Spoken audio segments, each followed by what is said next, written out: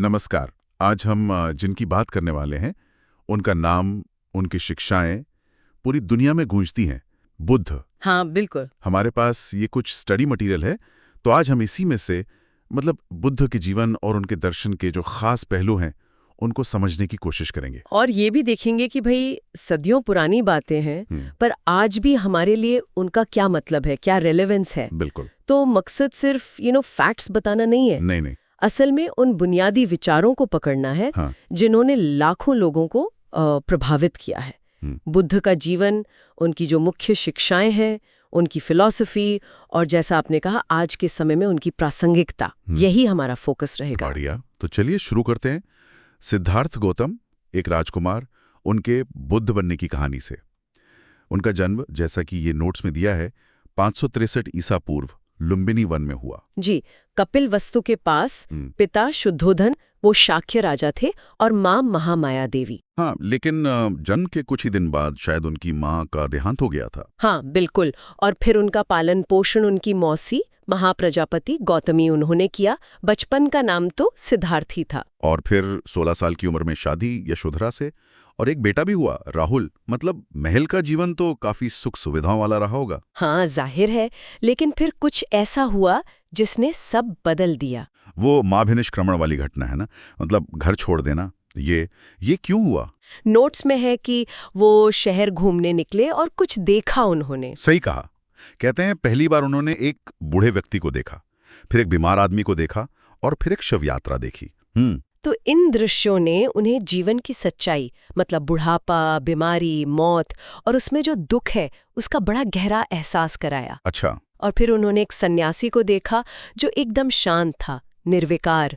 बस यहीं से उनके मन में वैराग्य जागा और एक तीव्र इच्छा हुई कि संसार के दुखों का हल खोजना है। और इसी खोज के लिए 29 साल की उम्र में रात में ही वो निकल गए, महल, पत्नी, बच्चे सब छोड़कर।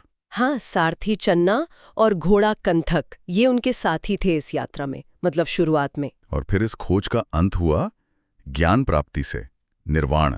जी, 35 साल की उम्र में बोधगया में निरंजना नदी के किनारे एक पीपल के पेड़ के नीचे, जिसे अब बोधि वृक्ष कहते हैं। बिल्कुल।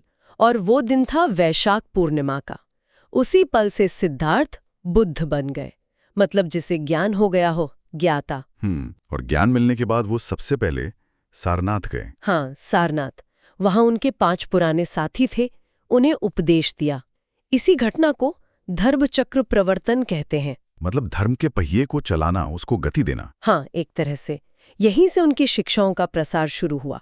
और फिर आखिर में 80 साल की उम्र में 483 ईसा पूर्व कुशीनगर में उनका महापरिनिर्वाण हुआ, उनका देहांत हुआ। तो ये उनके जीवन की मुख्य घटनाएं थीं जिन्होंने उनके रास्ते को, उनकी सोच को दिशा दी।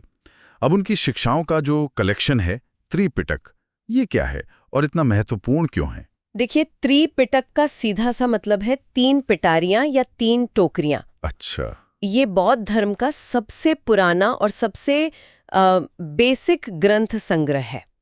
पाली भाषा में लिखा गया है। पाली में? अच्छा। हाँ, इसमें बुद्ध के वो सारे उपदेश हैं जो उन्होंने ज्ञान प्राप्ति से लेकर महापरिनिर्वाण तक दिए, और इसे सभी बौद्ध मानते हैं, चाहे कोई भी संप्रदाय हो। अच्छा, तो ये 3 पिटारियां कौन कौन सी हैं? पहली है विनय पिटक।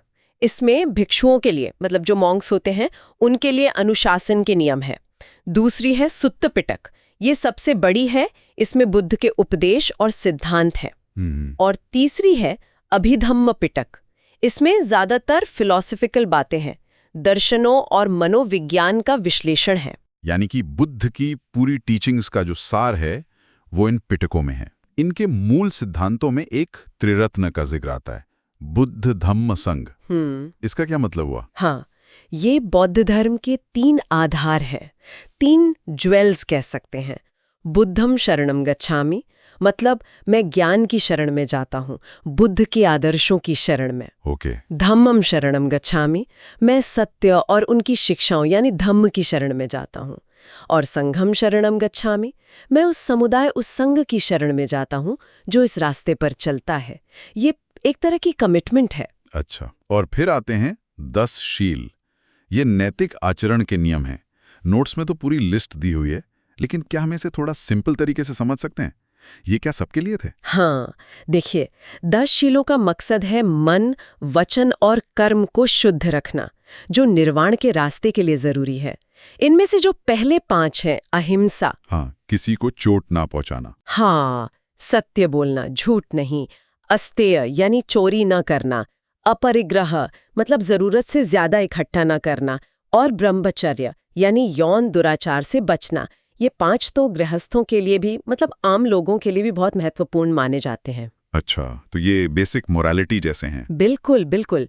जो बाकी के 5 हैं, जैसे गलत समय पर भोजन न करना, या फिर आरामदायक बिस्तर पर न सोना, नाच गाने से दूर रहना, नशा न करना और सोना चांदी यानी धन जमा न करना, ये भिक्षु जीवन के लिए हैं। उनके लिए ये ज्यादा कड़ा अनुशासन है।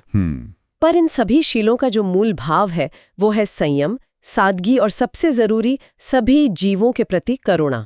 करुणा और अहिंसा पर तो बुद्ध ने बहुत ज्यादा जोर दिया है, ऐसा लगता है। बहुत ज्यादा। और अहिंसा का मतलब सिर्फ शारीरिक हिंसा नहीं, मन से, वचन से, उससे भी किसी को कष्ट न पहुंचाना। और करुणा मतलब दूसरों का दुख महसूस करना और उसे दूर करने की इच्छा रखना।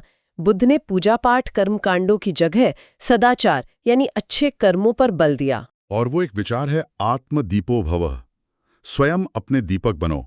ये सुनने में ही कितना पावरफुल लगता है। हाँ, ये बुद्ध की सबसे क्रांतिकारी रेडिकल टीचिंग्स में से एक मानी जाती है। इसका सीधा सा मतलब है कि अपनी मुक्ति के लिए, अपने ज्ञान के लिए किसी बाहरी शक्ति पर या गुरु पर पूरी तरह डिपेंड मत रहो। अपनी बुद्धि, अपनी समझ, अपने अनुभव से रास्ता खोजो। ये व्यक्ति की अपनी क्षमता, उसकी स्वतंत्रता पर जोर देता है। उन्होंने कहा भी, अपने मोक्ष के लिए खुद ही प्रयत्न करो। ये बात आज भी उतनी ही रेलेवेंट है। सही बात है। एक और महत्वपूर्ण सिद्धांत है मध्यम मार्ग। इसका क्या मतलब है? मध्यम मार्ग यानी मिडिल पाथ। इसका मतलब है अतिवाद से बचना, एक्सट्रीम से बचना। बुद्ध ने अपने अनुभव से ये जाना था कि न तो बहुत ज्यादा भोग विलास में डूबने से ज्ञान मिलता है और ना ही शरीर को बहुत ज्यादा कष्ट देने वाली जो कठोर तपस्या होती है उससे कुछ हासिल होता है। सच्चा रास्ता इन दोनों के बीच में है। अच्छा। इसको अक्सर वीणा के तारों के उदाहरण से समझाते हैं। तार बहुत ढीले होंगे तो सुर नहीं निकलेगा, और बहुत ज्यादा कस देंगे तो टूट जाएंगे। बैलेंस जरूरी है। ये संतुलन वाली बात तो मतलब जीवन के हर पहलू पर लागू होती है। एक बात और, बुद्ध ने आत्मा परमात्मा जैसे सवालों पर ज्यादा बात क्यों नहीं की? नोट्स में लिखा है वो मौन रहते थे। हाँ, उनका जोर प्रैक्टिकल प्रॉब्लम्स पर था। दुख क्या है, उसका कारण क्या है, उसे दूर कैसे करें, आत्मा है या नहीं है, दुनिया हमेशा रहेगी या खत्म हो जाएगी, ऐसे सवालों को उन्होंने अव्याकृत कहा, मतलब जिनका उत्तर नहीं दिया गया। अच्छा, अव्याकृत। हाँ, उनका मानना था कि इन सवालों में उलझने से जो असली काम है, दुख से मुक्ति पाना, उससे ध्यान भटकता है। उनका फोकस इहलोक मतलब इसी जीवन पर था। और कर्मफल और पुनर्जन्म, इसके बारे में उनका क्या विचार था? खासकर जब वो आत्मा को नहीं मानते थे, जैसा आपने कहा, अनात्मवाद। ये थोड़ा कंफ्यूजिंग नहीं है? हाँ, ये थोड़ा समझने वाला पॉइंट है। देखिए, बुद्ध आत्मा की कोई परमानेंट सत्ता मतलब अनात्मवाद को मानते थे, ये सही है, लेकिन वो पुनर्जन्म को भी मानते थे। अच्छा। उनके अनुसार हमारे कर्मों का जो फल है वो चेतना की एक धारा के रूप में, एक फ्लो के रूप में अगले जन्म का कारण बनता है। ये कुछ ऐसा है जैसे एक मोमबत्ती बुझने से ठीक पहले अपनी लौ से दूसरी मोमबत्ती जला दे। इंटरेस्टिंग। तो चेतना की धारा चलती रहती है, लेकिन कोई एक स्थायी आत्मा नहीं है जो शरीर बदलती है। हाँ, बाद में कुछ बौद्ध स्कूलों ने, जैसे सामितीय शाखा थी, उन्होंने एक तरह की अस्थायी आत्मा जैसी कॉन्सेप्ट डेवलप की, लेकिन जो मूल विचार था वो चेतना की निरंतरता का ही था। समझ गया। तो ये तो हुए उनके नैतिक और प्रैक्टिकल सिद्धांत। अब जरा उनके दर्शन के और गहरे पहलुओं पर आते हैं। 4 आर्य सत्य, ये क्या है और ये बौद्ध दर्शन का आधार क्यों माने जाते हैं? 4 आर्य सत्य असल में बुद्ध के एनलाइटमेंट का सार है। उनका जो पहला उपदेश था वो इसी पर आधारित था। ये दुख की समस्या और उसके समाधान का एक पूरा फ्रेमवर्क देते हैं। ओके। पहला सत्य है सर्वम दुखम। जीवन में दुख है, जन्म दुख है, बुढ़ापा दुख है, बीमारी दुख है, मृत्यु दुख है। जो पसंद है उससे बिछुड़ना दुख है, जो नापसंद है उसका मिलना दुख है, इच्छा पूरी न होना दुख है। यहाँ तक कि जिसे हम सुख समझते हैं वो भी क्योंकि क्षणिक है, टेम्पररी है, इसलिए आखिर में दुख का कारण बन सकता है। मतलब ये निराशावाद नहीं है। नहीं, ये निराशावाद नहीं, ये यथार्थ को, रियलिटी को स्वीकार करना है। दूसरा सत्य है दुख समुदाय, यानी दुख का कारण है, और मूल कारण है तृष्णा, इच्छा, क्रेविंग, वासना और अविद्या यानी अज्ञान। हम चीज़ों से चिपके रहते हैं, परमानेंट सुख चाहते हैं जहां वो है ही नहीं, और यही दुख पैदा करता है। ठीक है। तीसरा सत्य दुख निरोध, दुख का अंत संभव है। अगर हम कारण को, तृष्णा और अविद्या को मिटा दें तो दुख भी मिट जाएगा। यही निर्वाण की अवस्था है। और चौथा सत्य दुख निरोध गामिनी प्रतिपदा, यानी दुख के अंत तक ले जाने वाला मार्ग भी है, और ये मार्ग है अष्टांगिक मार्ग। ये तो वाकई जीवन की समस्या का एक तरह से डायग्नोसिस और ट्रीटमेंट बताने जैसा है। आपने दुख के कारण में अविद्या और तृष्णा का जिक्र किया। नोट्स में प्रतीत्य समुत्पाद और द्वादश निदान की भी बात है। ये क्या चीज है? इसे आसान शब्दों में कैसे समझे? प्रतीत्य समुत्पाद बौद्ध दर्शन का सेंट्रल पिलर है, उसका कोर सिद्धांत है। इसका सीधा सा मतलब है कारण कार्य का सिद्धांत या सापेक्ष उत्पत्ति। अच्छा, सापेक्ष उत्पत्ति। हाँ, मतलब दुनिया में कोई भी चीज अपने आप में स्वतंत्र या परमानेंट नहीं है। हर घटना, हर वस्तु, हर अवस्था किसी पिछले कारण या कंडीशन पर निर्भर होकर ही पैदा होती है। जैसे बीज से पौधा, बादल से बारिश, सब कुछ एक दूसरे से जुड़ा हुआ है एक अंतहीन चेन में। और द्वादश निदान, वो 12 कड़ियां। हाँ, द्वादश निदान मतलब 12 लिंक्स इसी प्रतीत्य समुत्पाद के सिद्धांत को जीवन मृत्यु के चक्र पर लागू करके समझाता है। ये 12 कड़ियां दिखाती हैं कि कैसे अज्ञान, अविद्या से शुरू होकर फिर कर्म संस्कार, फिर चेतना, विज्ञान, नाम रूप, इंद्रियां, षडायतन, स्पर्श, वेदना, फीलिंग, तृष्णा, क्रेविंग, आसक्ति, उपादान, होने की इच्छा, भव, जन्म, जाति और आखिर में बुढ़ापा, मृत्यु, जरा, मरण, ये पूरा चक्र कैसे चलता रहता है। बाप रे, तो काफी डिटेल्ड है। हाँ, पर पूरी लिस्ट रटने से ज्यादा जरूरी इसका सार समझना है कि कैसे एक कड़ी दूसरी को जन्म देती है और दुख का पहिया घूमता रहता है। और इस चक्र को तोड़ने के लिए जड़ पर वार करना होता है, यानी अविद्या को मिटाना होता है। तो इस चक्र को तोड़ने का रास्ता हुआ अष्टांगिक मार्ग। इसके 8 अंग कौन कौन से हैं और ये मध्यम मार्ग से कैसे जुड़ा है? बिल्कुल, अष्टांगिक मार्ग ही वो प्रैक्टिकल मध्यम मार्ग है जो हमें दुख निरोध यानी निर्वाण तक ले जाता है। ये जीवन जीने का एक बैलेंस तरीका है जिसमें ज्ञान, आचरण और ध्यान तीनों शामिल हैं। इसके 8 अंग हैं। इन्हें मोटे तौर पर 3 हिस्सों में बांट सकते हैं।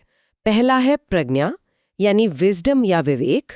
इसमें आते हैं सम्यक दृष्टि, सही समझ, चारों आर्य सत्यों को ठीक से समझना, और सम्यक संकल्प, सही इरादा, मन में नफरत, हिंसा की जगह करुणा, मैत्री का भाव रखना। ठीक है, प्रज्ञा। दूसरा हिस्सा है शील यानी नैतिक आचरण। इसमें है सम्यक वाक, सही बोली, झूठ, कड़वी बातें, फालतू गपशप से बचना। सम्यक कर्म, सही काम, अहिंसा, चोरी, दुराचार से बचना। और सम्यक आजीव, सही जीविका, ईमानदारी से रोजी रोटी कमाना, दूसरों को नुकसान पहुंचाने वाले काम जैसे हथियार बेचना, मांस बेचना, इनसे बचना। और तीसरा है समाधि यानी मानसिक अनुशासन या ध्यान। इसमें आते हैं सम्यक व्यायाम, सही प्रयास, बुरे विचारों को मन से हटाना, अच्छे विचारों को पैदा करना और बनाए रखना। सम्यक स्मृति, सही सजगता या माइंडफुलनेस, अपने मन, शरीर, भावनाओं के प्रति पल पल जागरूक रहना। और सम्यक समाधि, सही एकाग्रता, ध्यान के जरिए मन को शांत और स्थिर करना। ये 8 अंग एक साथ काम करते हैं। ये तो वाकई जीवन को पूरी तरह से जीने का एक डिटेल्ड गाइड जैसा है। अब 2 और सिद्धांत हैं, क्षणिकवाद और नैरात्मवाद। इनका क्या मतलब है? ये भी जुड़े हुए लगते हैं। हाँ, ये दोनों भी प्रतीत्य समुत्पाद से ही निकलते हैं।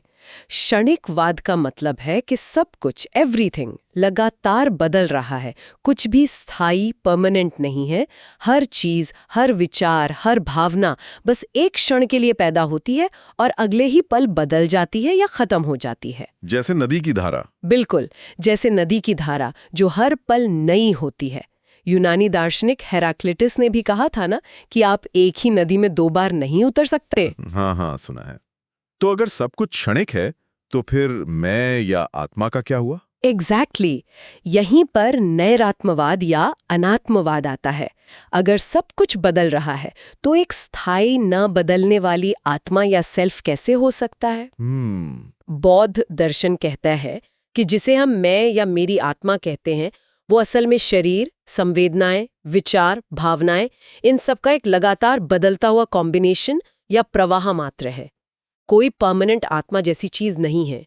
इस विचार को समझना हमारे अहंकार और अटैचमेंट को कम करने में मदद करता है, जो दुख का एक बड़ा कारण है। तो फिर अंतिम लक्ष्य निर्वाण का क्या मतलब हुआ अगर आत्मा ही नहीं है? और ये वैदिक मोक्ष से कैसे अलग है? निर्वाण का लिटरल मीनिंग है बुझ जाना, जैसे दिया बुझ जाता है।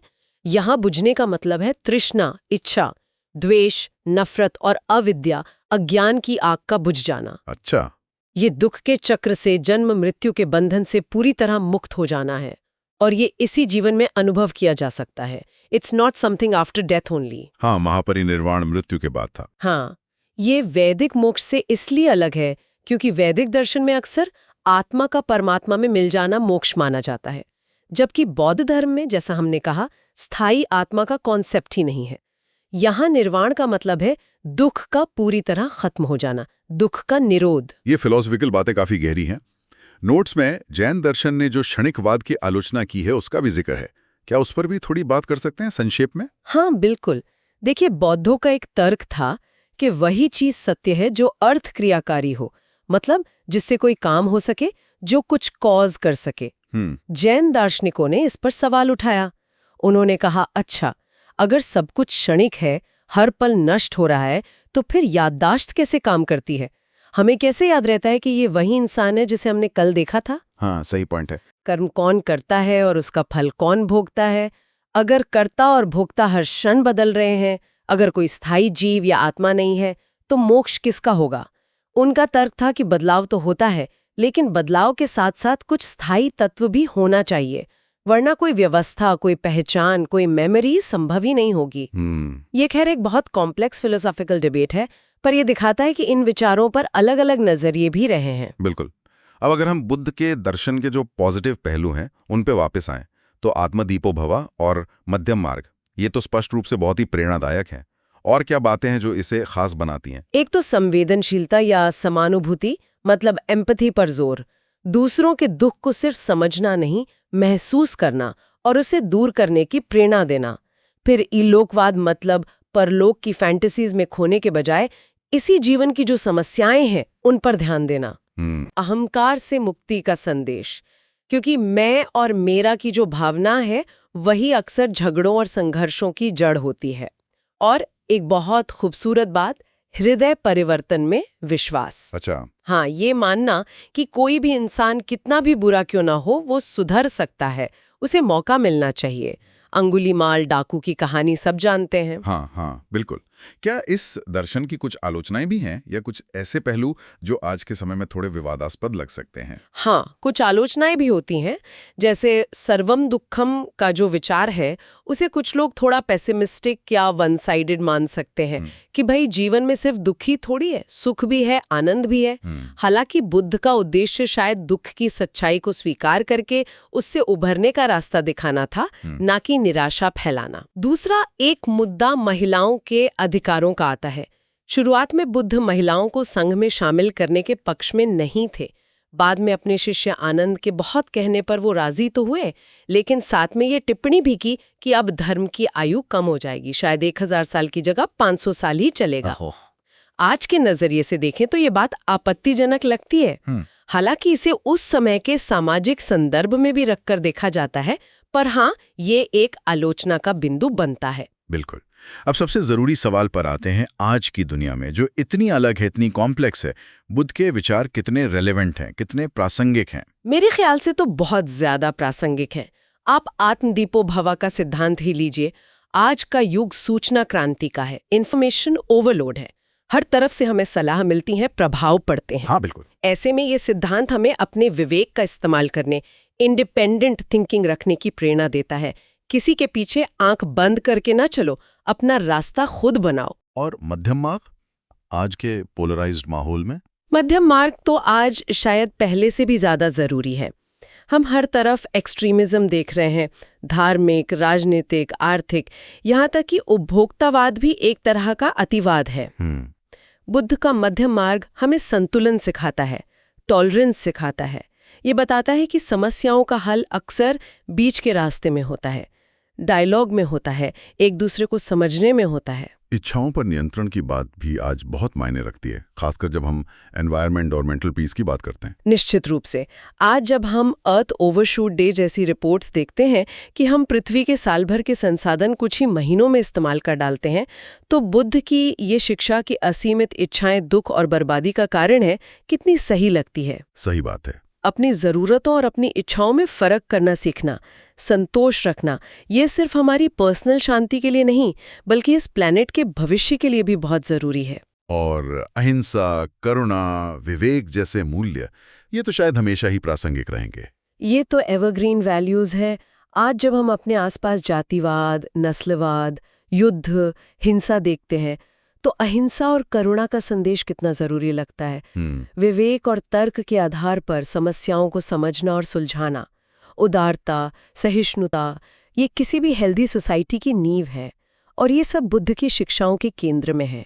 तो आज हमने बुद्ध के जीवन की यात्रा से लेकर उनके जो मूल दार्शनिक स्तंभ हैं, 4 आर्य सत्य, प्रतीत्य समुत्पाद, अष्टांगिक मार्ग, और उनके नैतिक उपदेश जैसे मध्यम मार्ग, अहिंसा, करुणा और सबसे महत्वपूर्ण आत्मदीपो भवः, इन सब पर एक काफी विस्तृत चर्चा की। हाँ, हमने इन विचारों की गहराइयों को, उनकी कुछ आलोचनाओं को और ख़ास तौर पर आज के समय में उनकी ज़बरदस्त प्रासंगिकता को समझने की कोशिश की। बिल्कुल। सार यही है कि बुद्ध ने दुख की सच्चाई को स्वीकार करके उससे उबरने का एक बहुत ही प्रैक्टिकल, मनोवैज्ञानिक और नैतिक रास्ता दिखाया।